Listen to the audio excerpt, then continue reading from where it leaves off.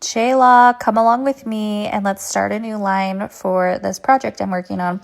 What we're going to do is we're going to hide our knot right under this back seam here. And so I'm going to put my needle in, and then I'm going to adjust my needle so that way it's coming out close to those beads and then close to the line. And then what we're going to do is flip our hat over and make sure our knot is nice. But you see how we have that little loop? We want to make sure that we correct that. And so now our knot is nicely hidden. And so what we're going to do is we're going to add our beads on now. This hat is 20 beads around, and these are size 11 beads. And so as you can see, I'm using my index finger as like my guide finger more than the needle itself. And when you come up, you want to come up on that first line that you did or very close to it. And then we're going to use our fingers to help guide the thread in and prevent knotting.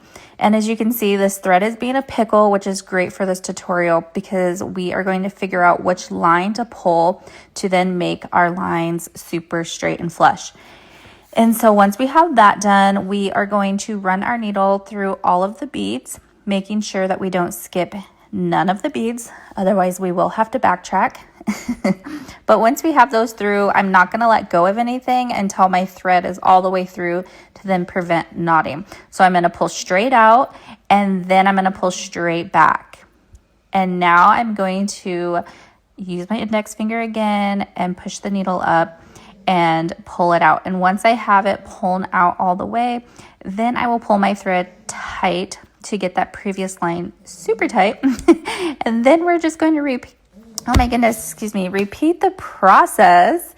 And again, keeping our needle and thread close to the previous line of beads. And so there are many ways, styles, techniques to this beading style, but this is what I prefer. Some see it as unnecessary work, but I feel that it's necessary because it keeps your beadwork nice and tight. You can place your beadwork down and nothing gets loose. Yes, it does use a lot of thread, but that's okay because we are creating masterpieces. Anyways, I'm going to share with you how I end my thread to start a new line. And so what I'm going to do is I'm going to get my needle close to that back seam, but I'm going to come up at an angle so that way my thread kind of comes out towards the middle. So that way when I cut and burn it, that burn mark is going to be hidden under the next row of beads. So once we have that, we're going to guide it out, and then we're going to give it a snip so we have just a pretty short tail. And once we have that, we're going to burn it.